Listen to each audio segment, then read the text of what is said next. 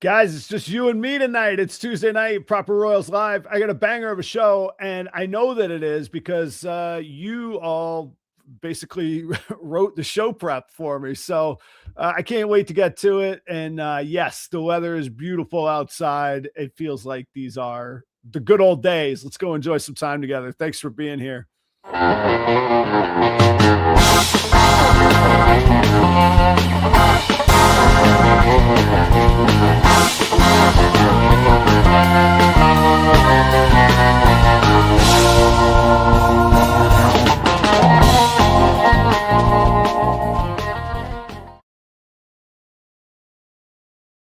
What's going on, everybody? Thank you for being here on a Tuesday night. I'm feeling good. I was feeling a little bit ill last night, I have to say.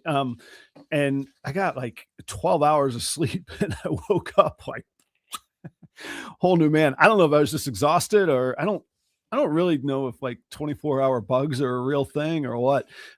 Maybe I was just exhausted. Maybe I was just pushing myself. But anyway, those days are behind me, as in yesterday. So thank you all for being here. I wasn't joking on the intro there. I posted two.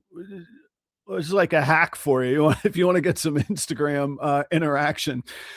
Go to some report or data point on MorphMarket. Take a screenshot, draw an arrow, circle it, and then make a statement that causes some discussion in the comments. That post went bonkers today. It's like 4,500 interactions on the post. Now there's only there's still like 40 comments. Like I apologize. If you commented, I haven't had a chance to keep up with the comments because I never get 40 comments on a post, so I don't really have experience keeping up with that many comments. B, like I got stuff. I'm a busy guy.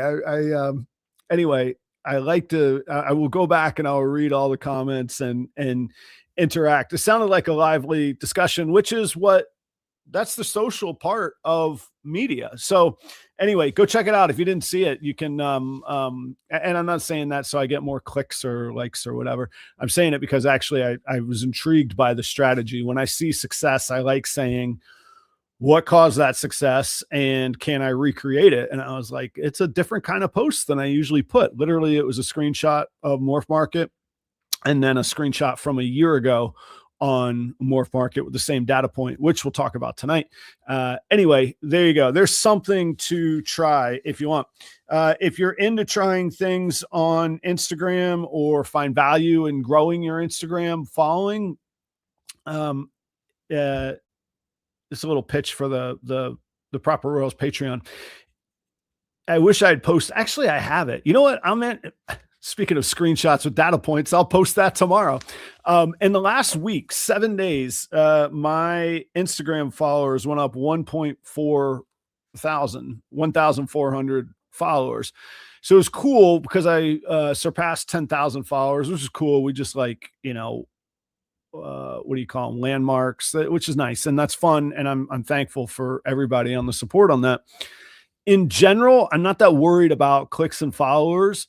However, when it comes to metrics and selling ad space and reaching people and reaching eyeballs, it's very valuable in that way to me. Proper Royals, though, is very important to me that I've always wanted to pursue actual potential customers, not just viral eyeballs. If you were to check out a site that I have called Proper Pythons, that has 137,000 followers. And that's just from viral wow stuff. Like that can be done. That can be hacked and not hacked. Like I'm not out buying followers, like they're actual followers, but it's viral videos. And I don't know that those are actual customers. Proper Royals, that's 10,000 curated ball python enthusiasts that I think are legitimate customers, largely here in the United States, and certainly legitimate community members from around the world. So kind of a cool thing. I posted a video in the Patreon about it. If you want to check that out, you get access to everything on Patreon for $7 a month, and there's no minimum. You technically could sign on for $7, check it out, hang out, say hello, and hit the road. If you do the next tier up, there's a $35 tier. It's all the exact same access and experience, except your $35 goes to store credit. I handle the Patreon fees. And then that tier gets first dibs on all the hatchlings. Then the $7 tier does. Then it goes to MorphMarket, properroyals.com, all the other places that I try and sell. So go check that out. But pretty cool. IG changed some, that's Instagram. IG changed some settings and they didn't make any announcements, and I just stumbled into it, but there's a strategy that is pretty effective, and I have proof in the pudding. So there you go. I'll post more on that tomorrow. That is not the topic tonight, but it was a neat little accomplishment this week. I had a good time on that. I was just looking at my intro. I think I love this song. I still love the music. I think I need a new intro. I got to work on a new intro. I don't want like a super AI or like the super manufactured intros. I just want people and snakes. So maybe, I don't know, maybe if you have a picture with me, or like if you like something that was tagged in one of my pictures, or just, I don't know, if you watch the show and you want to be in the intro, send me like send me cool pictures. You know what I mean? I'm really like, you know that I'm the host. I don't need pictures of me, like me being happy with people. That'd be cool. I don't know if you got ideas for show intro, maybe I should put one together. That can be my summer project. May 31st is my next show that I'm vending in person. That is in Eau Claire, Wisconsin, at the Snake Discovery Show, Eau Claire, Wisconsin. I hope to see you there. That's like 5 weeks out. So come swing by properroyals.com or Instagram. That's where we're going to have to hang out before then. I got some new super gravel stuff this week. I was pretty excited about it. I posted a picture because I'm happy about it, and I'm thankful and excited. And somebody commented that I'm skipping steps. Like, is that the new gatekeeping? Like, remember when the gatekeeping used to be that if you weren't spending $1 bazillion and your life savings on the most amazing thing ever, that you weren't doing it right? Now I buy something and it's not right. You can't win, man. Who we got in here? We got a lot of people in here. Look at you guys hanging out.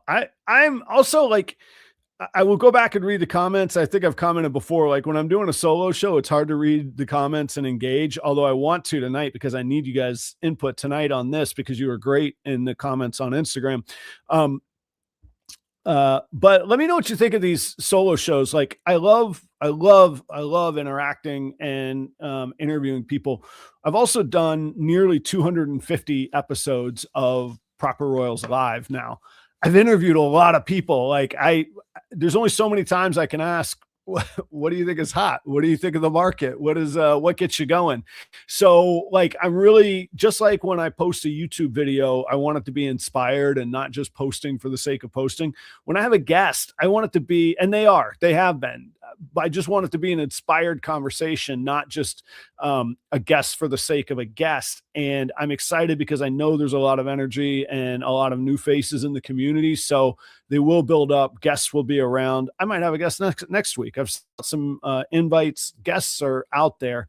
But I'm enjoying some of these solo shows too, where I could just kind of get to it. And especially when I find something that clearly touches a nerve and is intriguing to people. So we'll give it a shot.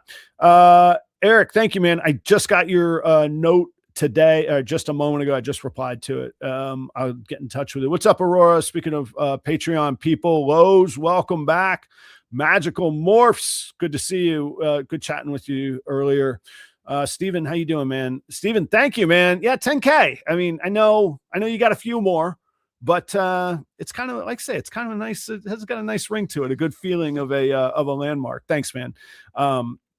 Dickie Foster was in early and came back. Jillian is the Magical Morphs. And Breeder Underground, what's going on? I appreciate you guys and everybody coming to hang out tonight. I got to give a little bit of a thanks. Like I found, so I was writing the show and like, I think the title on YouTube says like inventory down, opportunities up, market, blah, blah, blah. But the thumbnail says, are we in the good old days and we need to enjoy them? Are they right now? And that's that line from The Office where Andy says, I wish there was a way that we knew when we were in the good old days when they were happening. And I thought of that because I had a really cool couple experiences this week. Excuse me.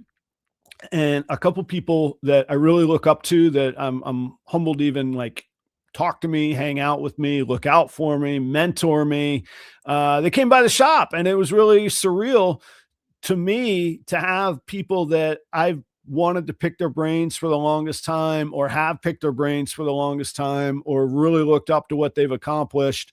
There they were. They were in my snake facility in a car wash that I bought in this crazy idea that I could convert one of the bays into a car wash. And here are these people standing in it. And it was just one of those moments where I was really thankful and in awe. And I took a moment to kind of look back on my own mental journey, and I won't bore you with that story right now. But then I got thinking, like, and I know that I'm not nowhere in the show today, just preemptively, nowhere in the show today am I saying that the market is easy, that life is easy, that there's not challenges that people have. I get it. I'm by nature, I tend to be optimistic and look for opportunities. And to look for opportunities, you got to believe that opportunities are out there, which requires a certain amount of optimism. So, but I was kind of thinking back through where, like, Q4 was really, really good in 2025. Overall, 2025 was a down year for me. The fourth quarter of 2025 was my best quarter ever.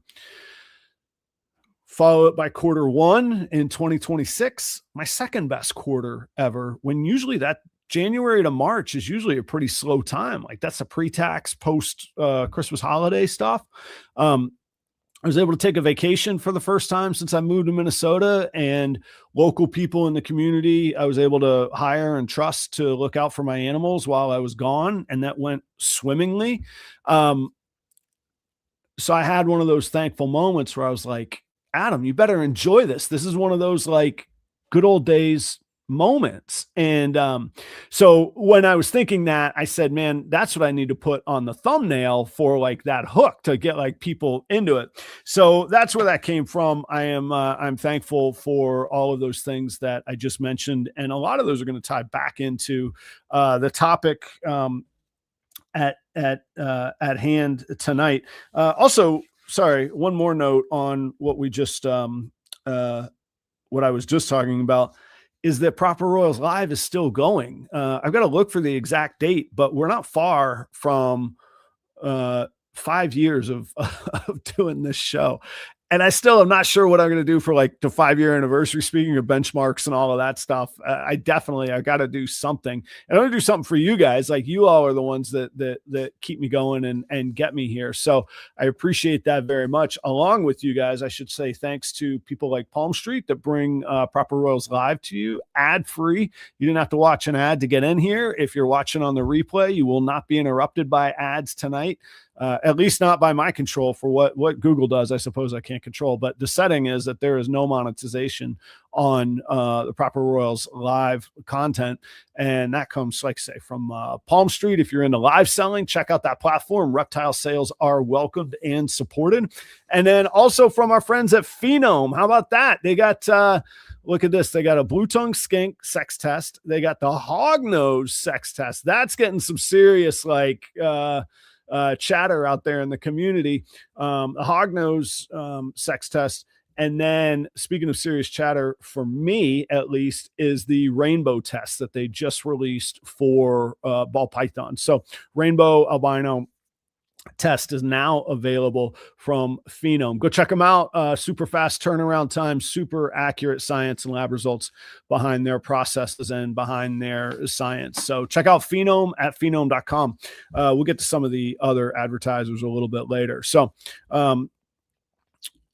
speaking of which, here he is right on time, is Chris Eaton. Guys, you should go check out the Deeds Not Words campaign. If you go to thefatmannation.com, you will see that campaign there. If I can get on a little soapbox just for a second, I love the idea of doing something rather than just saying something. So aptly titled. It benefits Camp Freedom, which gets veterans that are. I think it focuses specifically on veterans that are disabled, but I know that it's a action. It's a place of action for a lot of veterans, whether they're going there as guests or whether they're participating in operations or behind the scenes work with Camp Freedom. It gets veterans back out into nature, out into the wilderness. They can hunt, they can go explore. They've got this like tank wheelchair. So even if say amputees that would not otherwise normally be able to get to those places, they can go. The Deeds Not Words benefits that. What division point can anybody pick on that? Like, you can't pick politics on that. You can't pick religion as a point to not want to do something like that. There's different tiers you could contribute to, but there's also the tier that says you could contribute anything you want. There's a link right there. You can Venmo Chris directly. 100% of proceeds go to Camp Freedom. So step up. Chris is aiming for the biggest year ever on this. I think last year was a little over $7,000. He's aiming for 10 this year. That's with Jay as well from Greenline Morphs. And then there's a whole crew of community behind this thing. So go check that out. Okay, guys, let's seriously, how many like Starbucks or packs of smokes or whatever, like you could spare like one of those and throw a little change in the jar. And if everybody that saw this episode did that, it'd be pretty tidy sum of money. Actually, I bet it would put literally, if every person that sees this episode donated between $5 and $10, I bet it would put Chris over that 10K goal. Think about it. Try it out. Okay, there you go. Thank you for hearing me out on that. So what kind of got me going on tonight's episode, and what intrigued me was actually there is, and I regret that I don't know who it is because I can't find their posts now, and searching the Instagram feed for like what the content is I think it's impossible. Maybe somebody knows how to do it. If you do, let me know. But there's somebody that regularly posts, like almost like a stock ticker, how many ball pythons are for sale on Instagram. And actually, after the post I posted today, I know why they do it, because it gets a ton of interaction. It's a great hack. But so I see, I think it was yesterday or the day before. Actually, it was Sunday. It was Sunday afternoon. 24,982 ball pythons for sale on MorphMarket. Why is that important? Why is that eye-catching? A, it's still a hell of a lot of snakes. It's 25,000 snakes. But B, I said, I think this guy's been posting that it's just been going down and down and down. I wonder what it was at a year ago.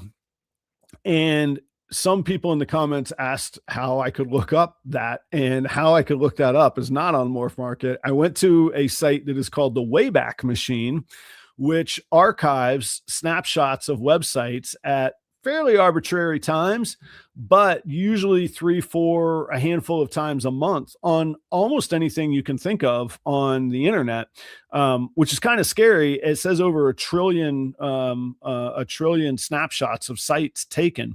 So I went to April of 2025, April 23rd. So 2 days into the future last year. That doesn't make sense. 363 days in the past. I clicked on it, and sure enough, there was the information on ball pythons, and it was 35,000. So nice, easy, round number, 10,000, and a couple hundred less ball pythons for sale. And at the basic root of economic theory says, if supply goes down, demand or price will go up. It's not a perfect theory, of course, but let me give a couple qualifications. I believe, and I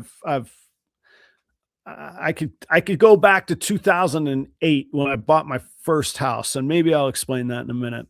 But so in the past 18 years, anytime there's been a dip a threat of a recession, a war in Iraq, I've not panicked, and I've said, this is an opportunity when other people are panicking, when other people are selling. Here comes cliche number 2 from economics that we all know so well. Buy low and sell high. If you can buy low, maybe you've got half of that cliche under your belt, right? So, yeah, Steven says, yeah, he remembers when it was at 55,000. So now so that would be at about 45% of its all-time high, right? So, so the qualifications to me are, is whatever's crashing going to become obsolete? I don't know. I don't know enough about tech stuff, but is a X computer chip maker crashing because somebody has made them obsolete? I'm probably not interested in buying that dip. I think they're going away. Every time somebody thinks that Netflix is going away, Netflix rebounds like crazy. I would buy full disclaimer, I own no single stocks. I only buy index funds. I'm saying all of this as an example. However, historically, if you look it up, every single dip that Netflix has ever endured, they have rocketed out of. As a general principle for myself, my own risk tolerance and investment style, I do not buy individual stocks. But if I were to, I would sit tight and wait for Netflix to dip, which I believe it just did. Anyway, what I'm saying is, do I think ball pythons will be obsolete or are on their way to obsolescence? I don't think so. I know there are many people that do, and that's okay. That's a time will tell kind of thing. And honestly, I guess in one way I'm trying to win because I'm choosing one side, and being correct would lead to better success for me than being wrong here. But I'm not trying to win against the person. And this could be a for each person thing too, which actually I want to get to in just a little bit as well. Long-winded way of me saying, supply is down, which will inherently drive demand. Maybe not inherently, ideally will drive demand, and driving demand will raise prices. Secondly, it's an opportunity to buy low, ideally in the hopes of selling high in the future. And I don't believe that ball pythons are going obsolete. I think there will be, there's a reason that they're a great sort of gateway entry reptile pet. They've proven themselves as that. That AI is not going to replace that. Maybe there'll be another reptile that replaces it, but it's not going to be the axolotl. Hognoses, they got a little bit of a temper. I don't know if you want a hognose trying to eat your 7-year-old's index finger. I'm not knocking hognoses. They're very cool. Just not my thing. I do think ball pythons are great there. That's a great foundational angle right there. So I could tell you all the reasons I think ball pythons are good, but if you're watching this show, you're probably already on board, or you dislike them so much that you've already decided that for yourself too. Either way is cool. All that to say, I think that dip is wildly oversimplifying the opportunity that exists right now. Now, again, to qualify, I can't speak to every market. I know the market in Florida is vastly different than the market in the upper Midwest. There's just going to be changes. I can't be at all places at all times. I'm one man.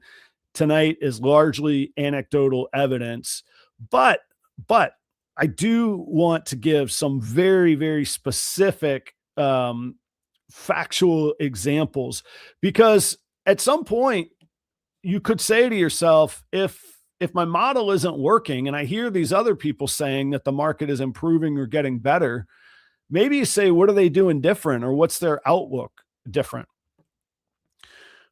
Let me give one disclaimer here, and I know I've said a couple qualifications and a couple disclaimers. I had an experience 6 years ago. I had been in restaurants for 26 years in operations at that point, operations of everything from the dish pit to being a food and beverage director for a literal mansion on top of a mountain with helicopter pads, PGA Tour, Ruby Tuesday, private clubs. Those are all on my resume. You can go look on LinkedIn if you want. I woke up one day and I said, this is not worth it to me anymore. And the most important two words in that sentence were "to me." Restaurants still exist. Restaurants aren't going anywhere. They're not disappearing. They're changing wildly, but they're not going anywhere. I didn't want to change anymore. I can fully understand and not shame anybody who says, this ball python industry, market, trade, hobby has changed so much.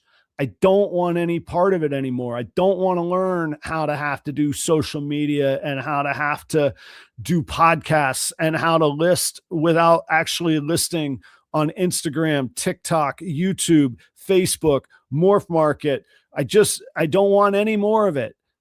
I can get that, because that's what I said about restaurants. I could do it. I maybe I'll have to. Maybe one day I need to, and that day could be tune in next month. Maybe I've got to go back to restaurants. What I'm saying is things change and opportunities pose themselves in a variety of ways. And I think that those opportunities are present right now. But for people that say, this juice ain't worth the squeeze anymore, I respect that too, because that's exactly what I felt in restaurants.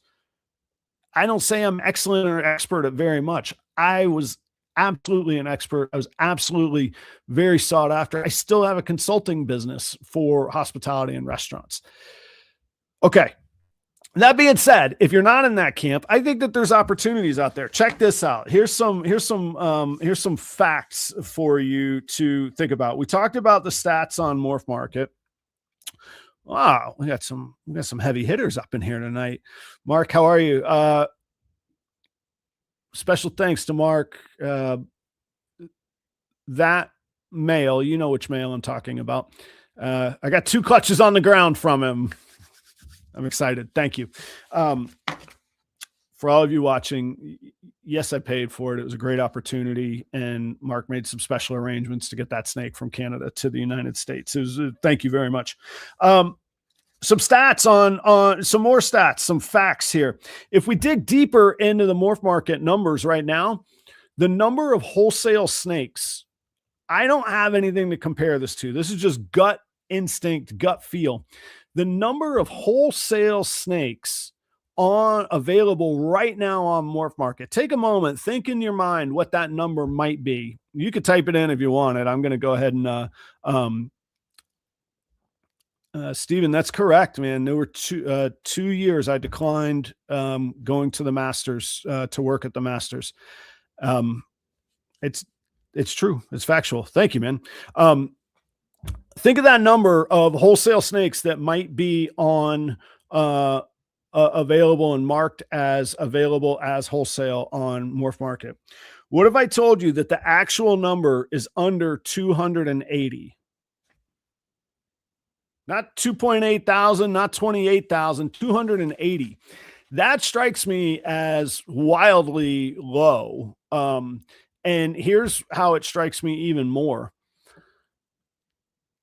Either and maybe the wholesale model just didn't work on MorphMarket. I don't know. Maybe wholesale works better on person-to-person phone calls and sort of backroom deals, because people want to lay low, because talking about selling snakes that other people are going to sell gets a bad rap. I don't know. And I never tracked that, but it seems wildly low. And from that, I could think to myself, well, people,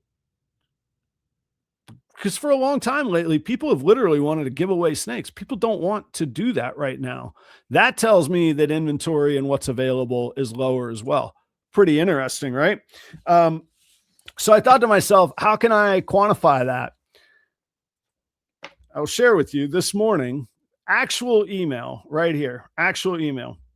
This morning, I sent an email to a ball python breeder in Florida that I don't know the numbers. I've been there. There's 2 houses and about 20 trailers across the property, all full of animals, mostly full of ball pythons. None of that's an exaggeration. I think that there's 500 some clutches coming out of this producer every year, and has been for 35 or 40 years, literally since I was, learning how to ride a bike before the Wonder Years premiered. Okay. So I said to the person, hey, if I bought a batch of 30 from you, would you take 35% off the total thing? If I buy 30 in one shot from you, what do you say? This is today, 9 hours ago, 10:30 a.m. Central Time, the reply. No pleasantries. No, hey, Adam, good afternoon. None of that. Good morning. No. Here's what it says. Straight to the point. I'm going to read it to you. No price discounts, period. Prices edging up as they should on a lot of snakes. I'll always listen to anything you pitch. Sales are increasing because people don't have inventory. There will be a shortage this year, which is part of market correction. A lot of folks got lazy on people's overproducing. Thank you. We'll always take care of you. End of email. I know the person, this is how we chat to each other. It's all, this is just, there's nothing negative in there. And actually I was so inspired and excited by getting that email, because it's great for me to sit in my basement after working at this for 5 or 6 years and pontificate that I think, because of my wonderful restaurant life and smart brain, that I can make some sort of prediction. That's a dude that is literally, for better or worse, whatever you think about it, has probably produced 20,000, no, clutches, not ball pythons, clutches of ball pythons. He knows a little bit about what's going on in this world and industry space, and he's still at it. He's not one of those people that said things change, I got to get out of here. I thought that was wildly interesting, and I said so back. I said, you know what? That email is better than you saying yes to me. That tells me sit tight, do what I do, wait for those eggs to hatch, and go get to work. So I thought that was pretty neat. When I hear something like that, that person sends out a list pretty regularly. And when I say pretty regularly, like 52 times a year, year over year versus last year's list, there's a little bit more than 20% less inventory available than there was this same time last year. I have no idea if they produced the same, if they backed off production. I do not know. I can't quantify that any further than the simple raw data. Less inventory than there was last year in another spot, another quantifiable place. Okay. The other sort of anecdotal piece is I really like local and regional shows. I like Tinley. I like the AARPE shows. I think I would like somebody help me out, Siri, very, very much. Bob's show. I haven't been able to get there financially. That kind of, logistics work is difficult to make that worthwhile for me to go to from Minneapolis. Same with Daytona. I haven't been to Daytona in 3 years either. So I like those national caliber shows. However, I really like very well done regional or local shows. And what I'm seeing, and I do about my most that I ever did in 1 year was 26. And this year I'm slated to do 21, I think. And what I'm seeing quantifiably from my own sales and my own eyeballs is less ball python breeders at these shows. It inherently means certainly less competition, but also I think less inventory, which again funnels demand. So like I would say, if you're not seeing an improvement in the market, but you're still excited about ball pythons and you still want to find a way to figure it out, get out to a local show in your community and just see what's out there. Again, I'm removed now from the market in Florida and the Repticon circuit that I used to work. I can't speak to what's going on there. But from Kansas City to Minneapolis, from Fargo to Chicago, and any show in between there, like I say, the past 6 months, Q4 and Q1 were my best respective quarters ever. And that's in the midst of everybody saying that, we're done. It's over. So I think that there's opportunity right now is what I'm saying. Now, when does that pendulum swing back? When do we benefit from it? When does it get hot again? I don't know. But what I take a little bit of solace in, and this comes from that 2008 comment I made earlier. What I take some solace in is think about the real estate market. People make money in a buyer's market and people make money in a seller's market. Think about interest rates. Investors tend to make money when they can buy things at lower interest rates. However, other investors and savers make money at higher interest rates. They just use different strategies and leverage things differently. Who's to say we can't do that right now? If you're watching this, you're probably still eagerly, enticed by ball pythons, whether it's from a hobby standpoint or from a business standpoint, or likely somewhere in between. It's not all about money, but this is an expensive hobby. It takes a lot just to break even in the hobby. And we all have different resources. Maybe you don't have the space to breed literally thousands of ASFs a month. That's what it takes for my model, for what works for me.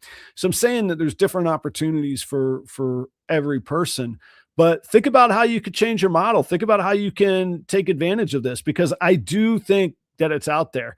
Those of y'all that don't know me, my sweet spot is like $300 to $500 snakes. I deal in some. I think the most expensive snake I've ever sold was 2,200, and I sold a few of those. Those were Ultramel Clown combos, which I intend to make more of. That's cool. But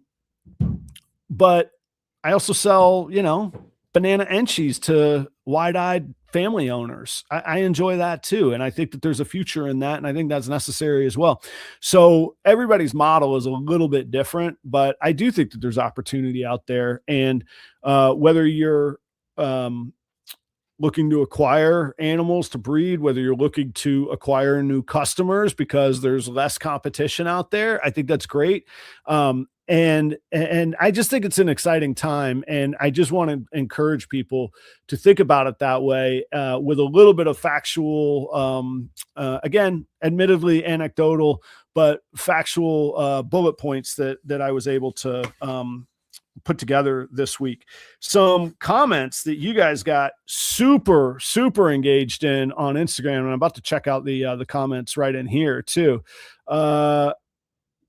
Sam, I hope to come back to Daytona soon. I gotta get a little flight money. We got a jet fuel issue at the moment. No, all joking aside and snide remarks, I do want to get back to Daytona. One of my biggest challenges, is leaving my animals, and I kind of was forced to do it with a family vacation, which sounds just torturous, right?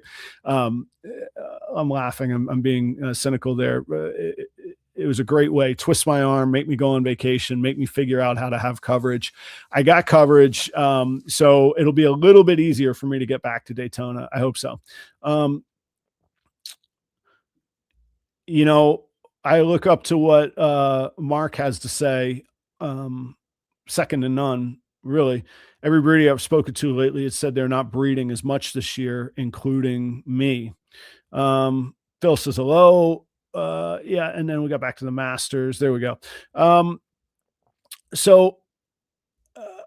Yeah, fewer ball pythons, fewer leopard geckos. Yeah, so we're on like this cresty curve right now, right? Like there's this weird like circular pendulum. I don't know if it's circular. This is pendulum swings in different ways, So yeah, there are far fewer leopard geckos out there. It's funny. I was just talking with somebody today about the leopard gecko market, which is interesting. Phil says less numbers, more quality is for me. Yeah, I think what we learned is first you got to define quality for yourself. But for me, what I've learned, if the past 5 years have taught me nothing, is that really I don't know if bulletproof is the right word. The most reliable is going to be beautiful, eye-catching snakes. And you can't make everyone that way. The odds and genetics tell us that.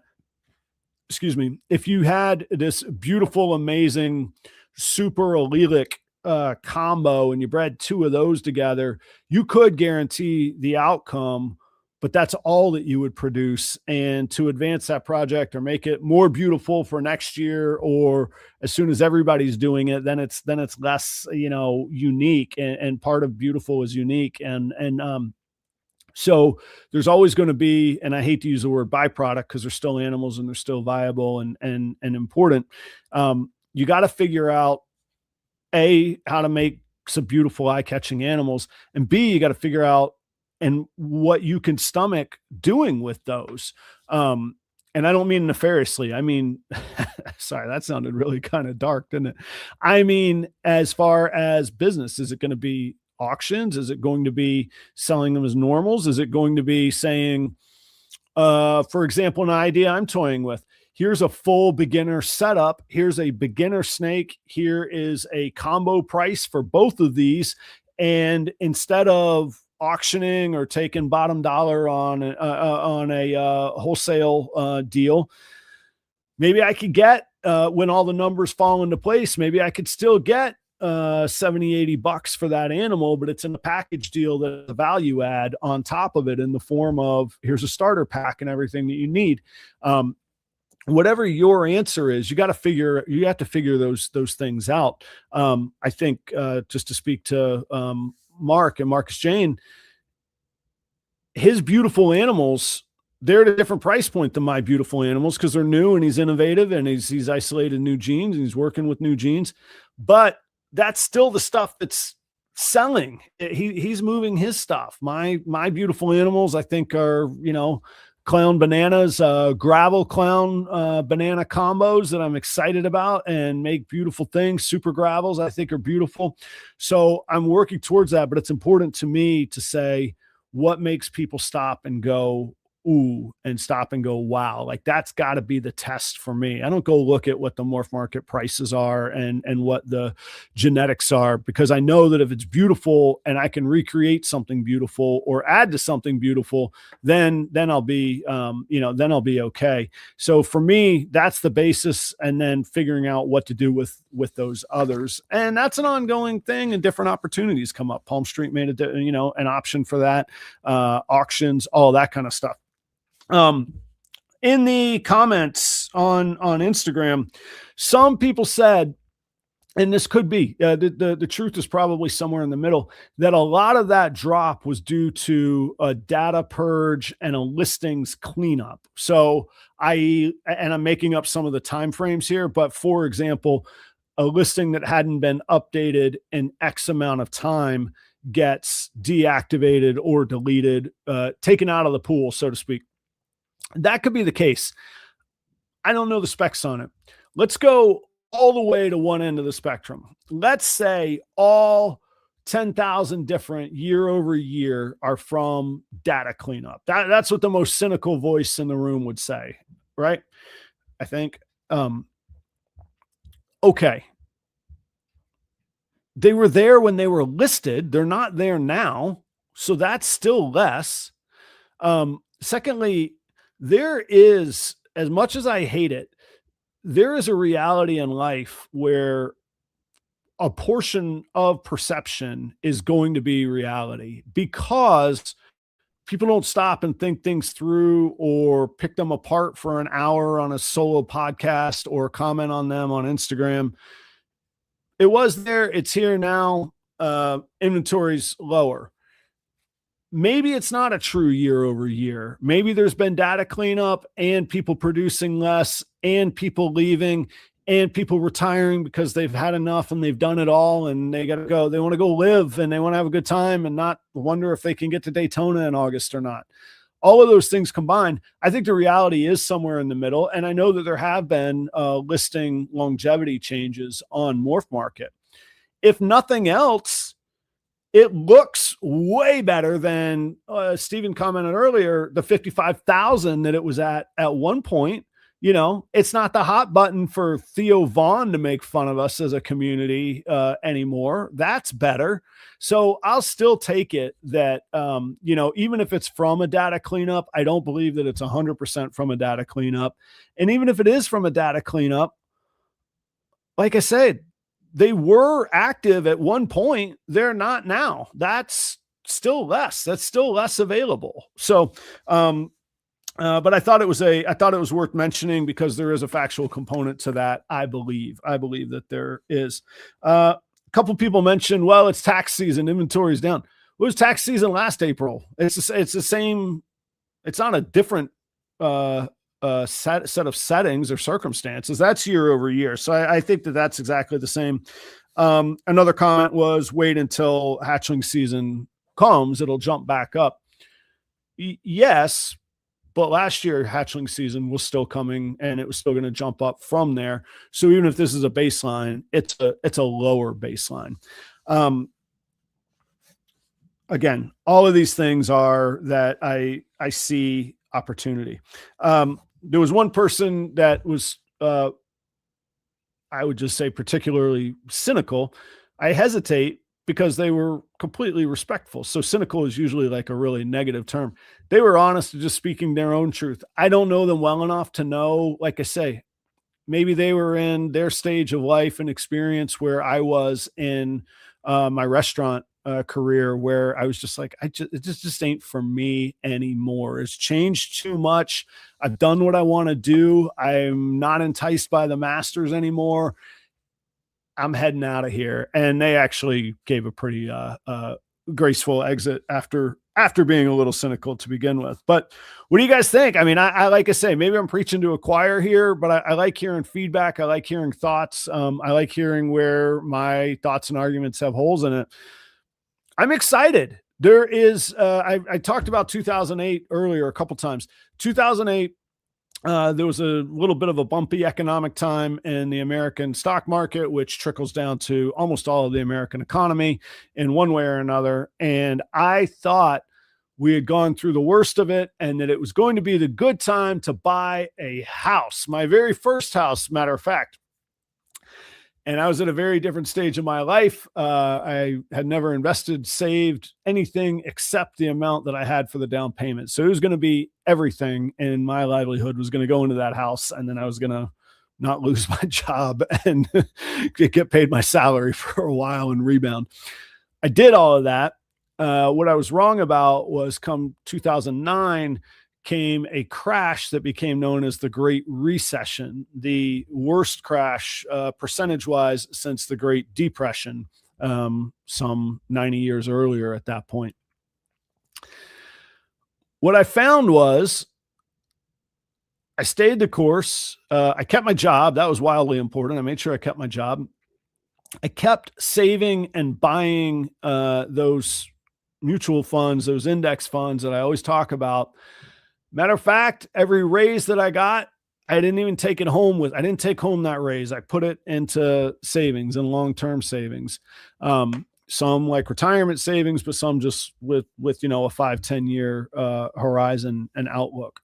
To this day, that period from really 2009 to 2012 have proven to be the foundation on which the rest of my life since then has been built. In that time, shortly after 2008, my wife and I got married and I took a job in North Carolina. I went to sell the house. To sell the house, I was going to lose $55,000, which means that I was underwater about $54,999. I did not have that money to lose. There was literally no way I could sell that house. The only way I could take that job was to figure out, to change my model, to do something different, to figure out what to do with that house. And I rented it. And at the time I said, I'll just rent it until I can sell the thing and walk away. And in that time, I realized I really liked renting the house, and I started growing equity while tenants paid for the house. You see where I'm saying? when there's tough times and other people are panicking, if you can stay the course and you can look for opportunities, even things that don't seem like opportunities, man, when I wanted, I might have actually cried.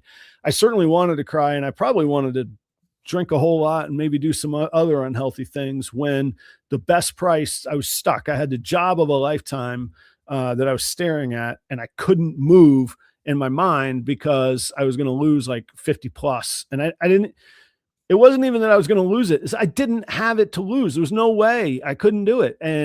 But then I said, you know what, I got to figure out a way, and renting it was figuring it out. That house became equity. I bought further houses from the equity in that. I sold them all, moved to Minnesota, car wash, ta-da, life is good. Look for these opportunities when things are down. That's true, Steven. Steven says, doesn't matter if it goes to 5K. People who just want to dog ball pythons will try to use it as evidence that the market is bad. Yeah, objectively, there are less than half available than the peak. Very good. I couldn't have said it better. Sam, a small scale hobbyist who just tries to have some fun snakes and keep engaging in the community. It's always growing for people like me, just having fun and working 40 hours in the office. Yeah, that's pets. And what Sam just said are the bread and butter for every person. That's what it should be. That's where like the spark is. Like, if you don't have that, one of those two parts, we shouldn't be doing the rest of it, because scrubbing snake poo and rodent tubs is no fun. Like, you gotta have a part that you really love and adore, you know? Yeah, this is interesting. Mark says ball python breeders are diversifying from other species, or with other species. I am a big fan of diversification, but instead of other species, I went to, I guess I went to a car wash, but all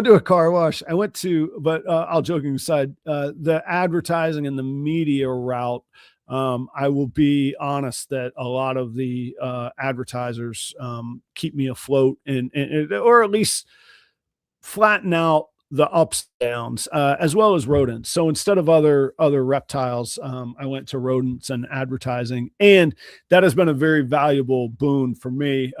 It sounds like the diversification of reptile species for Mark wasn't such a good result for him. Steven says people can interpret the scarcity how they want, but if a buyer goes to MorphMarket, there are half the amount of listings that a breeder has to compete against for attention now versus the peak. That's a really important part. And I'm not just trying to, play a mark for Steven here. A mark is a wrestling term. It was WrestleMania weekend this past weekend. That means like a fanboy kind of thing.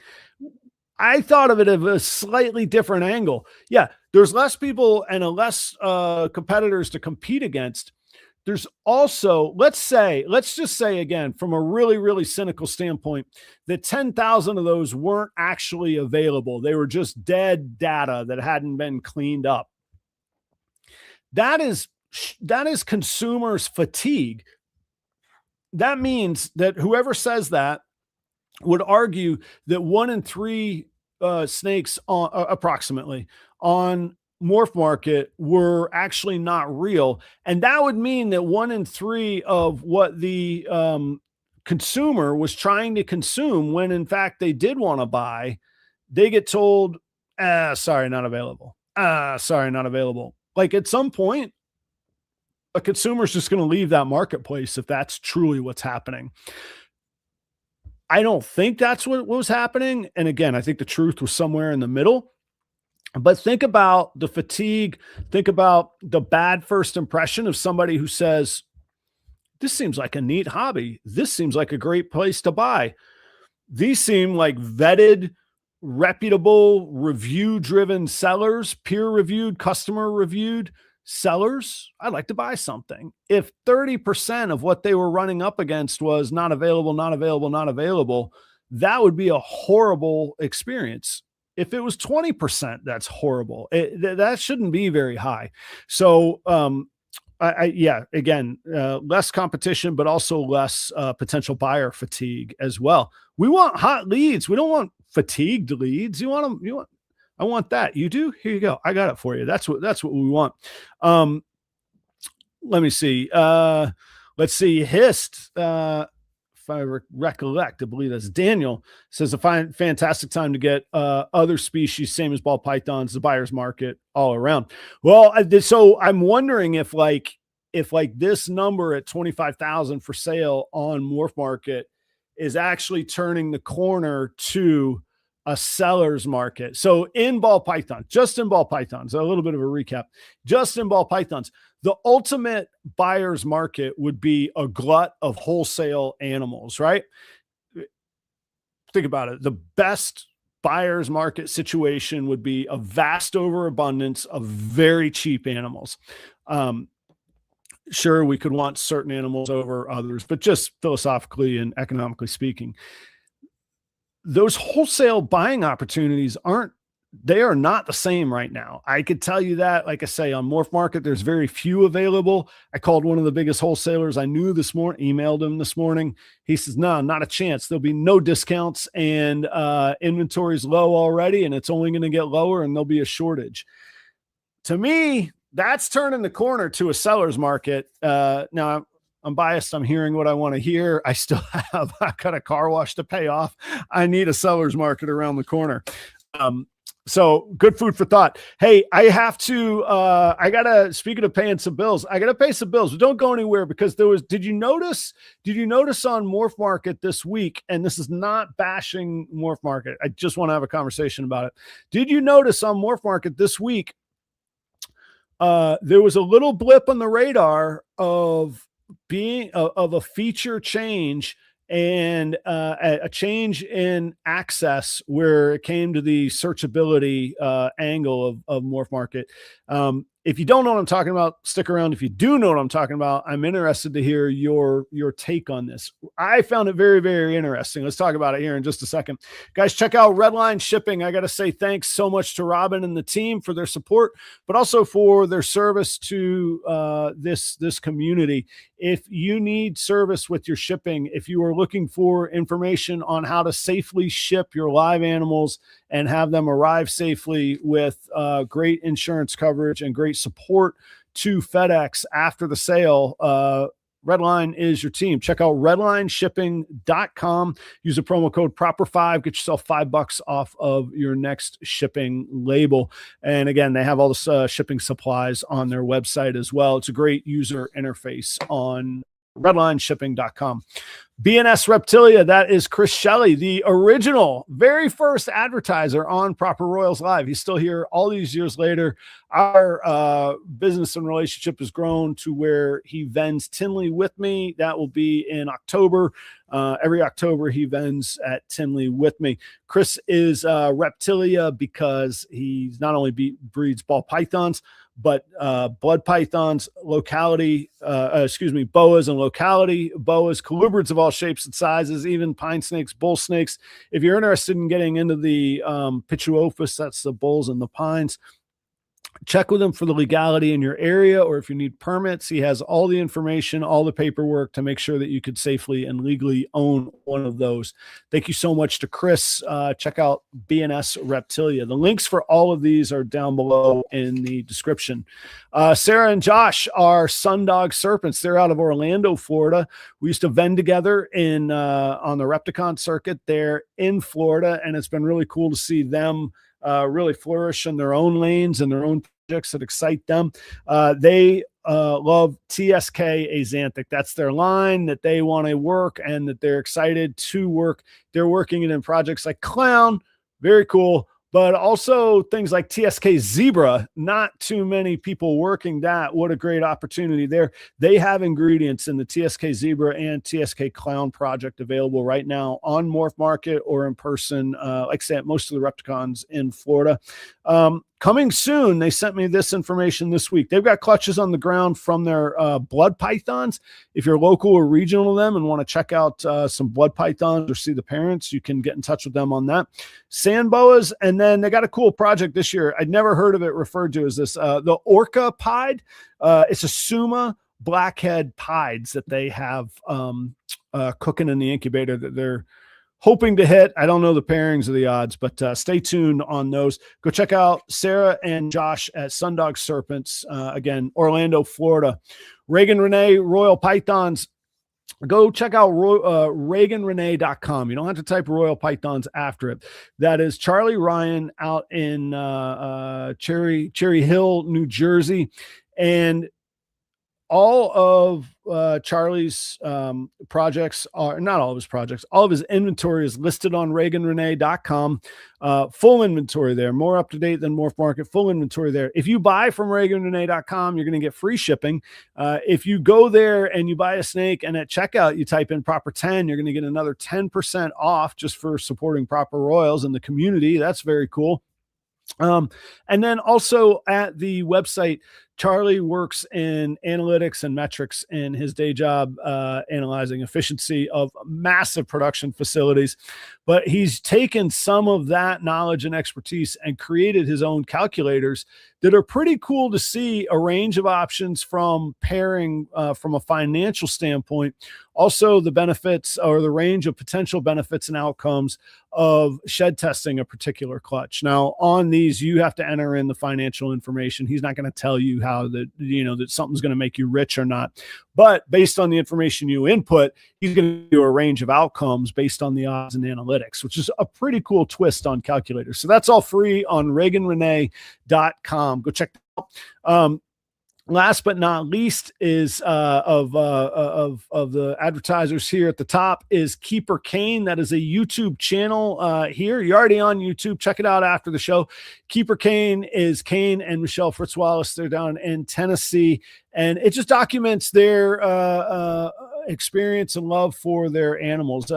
Kane and Michelle breed ball pythons. They keep big snakes. I think it's retics, but there might be some berms there as well. There's also tarantulas, aquatics, and Kane just finished off his rodent facility build, and that's all documented there. Always safe for family, always safe for work. Go check out Keeper Kane. And the newest banner down in the bottom right corner, it looks sharp, doesn't it? I like how that yellow and the green pop there. This is pretty cool.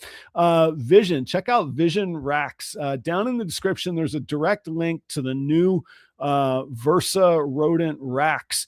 On the website, it says that they're pre-orders and there's still a few weeks out from shipping. My understanding is that they are shipping out any day now. So go check out the specs. A lot of the innovations that they introduced in the Ultra series, they've actually integrated into some of the classic styles, and it's produced this new, they call it Versa series rodent racks. So the drop down tubs, you don't have to undo the water nipple anymore. The drop down tubs come straight out. The cut for the mesh on top where you feed through, that will fit any water nipple on the market that they could find. They've adjusted that for greater airflow and to just fit any of your preferred style of water nipple. They have food hoppers that are now integrated into the mesh up top. There's a ton of innovations that they've done really nice job on. I put out a video from Tinley that's on YouTube with some of those updates, and I should have one in my possession not too long, and I'm going to show you how I put it to use. So stay tuned on that. Go check out Vision. That is visionproducts.us is the website on that. And all that, like I say, link right down there in the description. Audience, again, thank you guys. Thank you. If you told me when I started doing this, in early, maybe it was late summer 2021, I would have said, hey, I don't know how that's going to go, that I'll be doing it 5 years later, and still here I am. So thank you all very, very much. You keep coming back. I will catch up on these, all the comments over here. Husbandry Pro, I think that's Zach chiming in. You're right. MorphMarket no longer reflects. That's a really good point. If you get out and vend, you are not beholden to MorphMarket prices. Even if you ever are, just think the buyer doesn't have to pay shipping. There's a nice little middle ground in listing prices plus shipping, etc. Yeah, you are right, Zach. I did not I definitely think of it when I'm vending. I did not think of that as an angle as well, too. I agree with you, man. Yeah, people, I have had people tell me that either I'm lying or I'm doing something underhanded when I talk about show revenue and what I'm selling. Show revenues outside of the massive national shows where there's just such incredible, intense competition. I'm telling you, regional and local shows that are done well, there's nice opportunity there, really nice opportunity there. Let me see here. Oh, yeah. Okay, here we go. Here's the topic that got, look at that, 30 people still hanging out. This is great. So I'm going to try and talk factually because I actually understand philosophically where I'm guessing. I'm going to connect some dots that I don't know if they're true to be connected or not. This isn't a hit piece on anybody right now. Not what I'm after. Okay. Sometime in the last week, or maybe it was 10 days ago now, but I think it was just in the last week, MorphMarket put tiered and limited access to history in MorphMarket. For whatever anybody thinks of MorphMarket or anybody involved in MorphMarket, one of the things that MorphMarket does really, really well is provide a pretty accurate search engine of ball python combos, pictures of morphs, examples of animals in certain combinations. And I don't know about you all, but it's something that I don't think about very often. I just go do. I just treat it like it's Google. There is a price to that. I'm not here as an apologist to MorphMarket. I've spoken critically of MorphMarket before, but that's something that MorphMarket does very, very well and is incredibly valuable. The other thing is the access to sold prices. Let's take eBay as a comparative analysis for a moment. On eBay, you can go to search listings and, a 1936 Golden Eagle, maybe not gold, maybe that's not selling on eBay, whatever it is, I don't know. 78 Les Paul. I got one sitting on the couch over here. You could see, and then you could click sold listings and you could see what they've been selling for. And you can formulate in your mind if you think that the asking price, the comparative asking price of the item that is for sale is reasonable, or what you should price yours at. Or as Zach says, if you want to price them above that in live shows, whatever you want, you can use that information. And it again is something that I had taken for granted.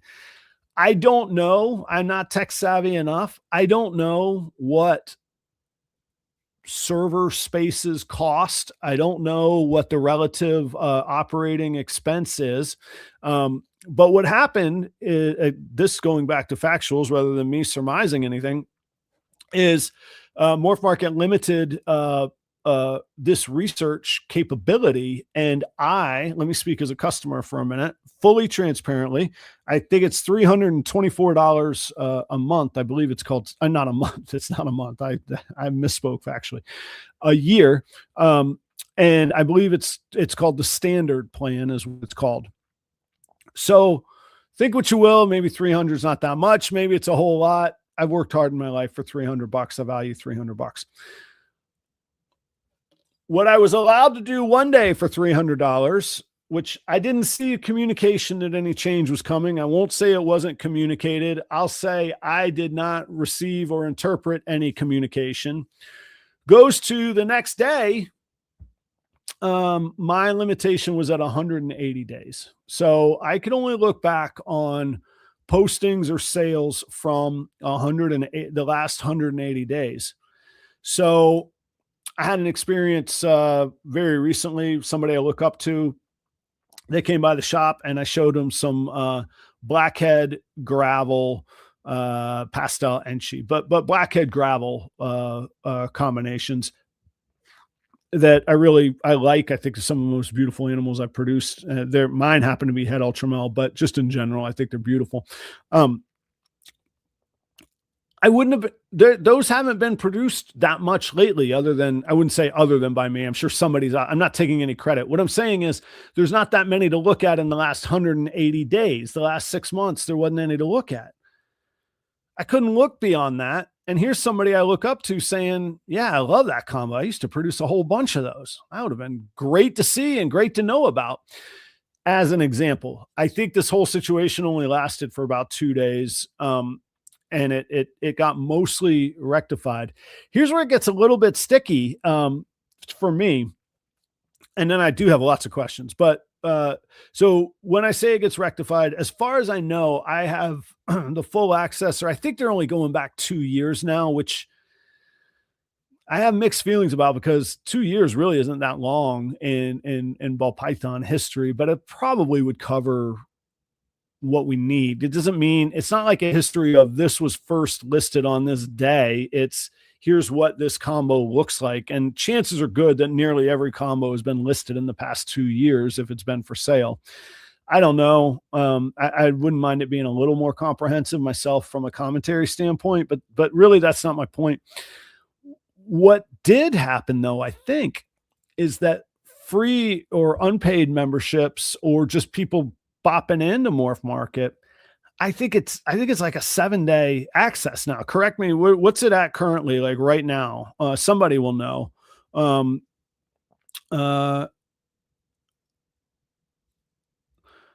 I don't know if it affects the calculator. You think the calculator's only, oh, as far as the links in the calculator, when you get the results, I hadn't thought about that. I don't use that feature that much, but I get what you're saying.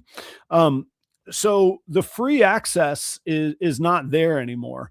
And I could see users who go, well, I had it yesterday, but I don't have it now. That feels underhanded and frustrating. But I can also see saying this stuff has a cost and I can't do it for free anymore. I get that part of it.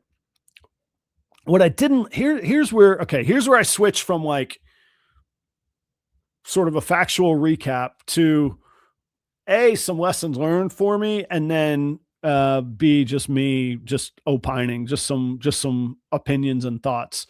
To me, it seemed like a real miss from a customer service standpoint. Like, again, say what you want about MorphMarket, they're the standard for a reason. They're the ones that everybody either loves or hates for a reason. They're the Yankees. You know what I mean? Like there's a certain amount of accomplishment, insight, and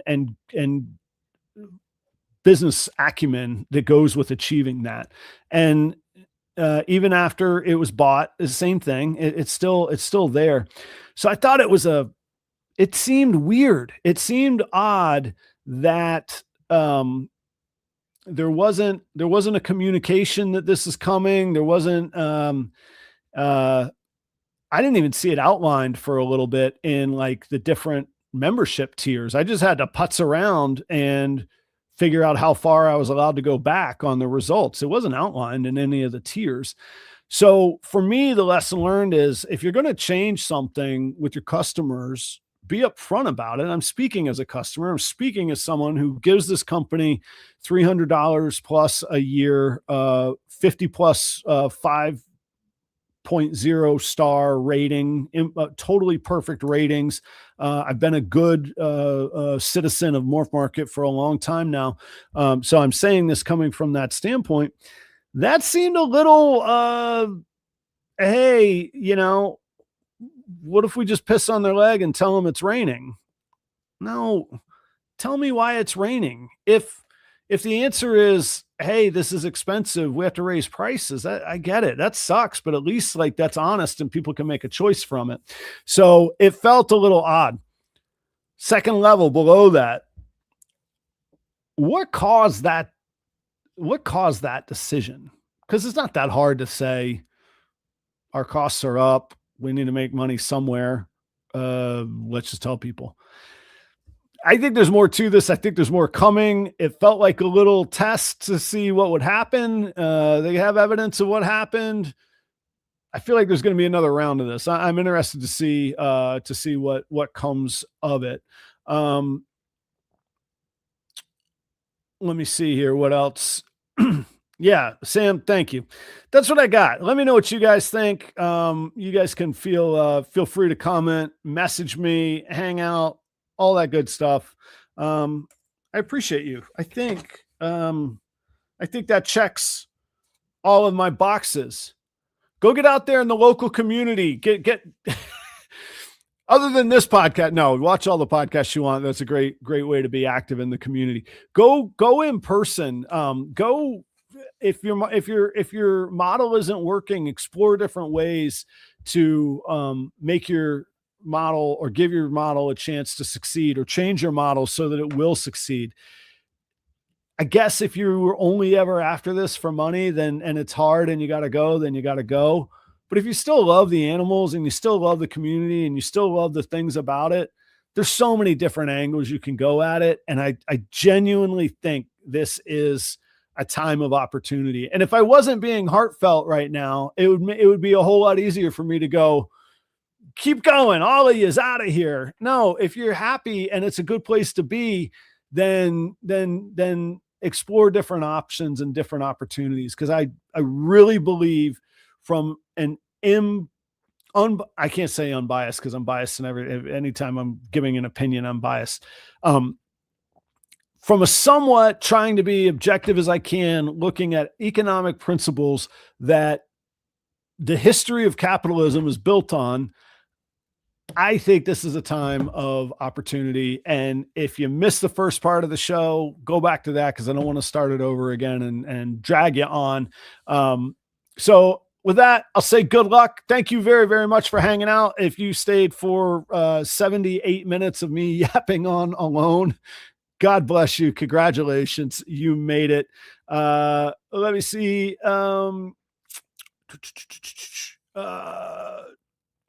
I will not be at the June Tinley. It's not because I'm not interested in being there. I was already booked in Wisconsin. I have 2 shows that weekend, a Saturday and a Sunday. I won't be at the June Tinley. Good luck to everybody who's doing it. My table better still be there in October. I've already paid for this one. I don't want any shenanigans of hoops I got to jump through. I no need to get mad at something that's not a problem yet. I'll wait. I'll withhold that concern. That's just a little bit of concern bubbling up. I won't be there for that. But I will be around. Like I say, if you're in Wisconsin that weekend, I will be vending La Crosse and Madison Saturday and Sunday that weekend. It is a great time to be in the reptile hobby. Keep it going. I will. It was a proper show. Thank you very much. That's a handsome compliment right there. Thank you guys. Same time, same place next week. I'm going to land this ship and get on out of here. Cheers. Thank you very, very much. See you soon. Bye, guys.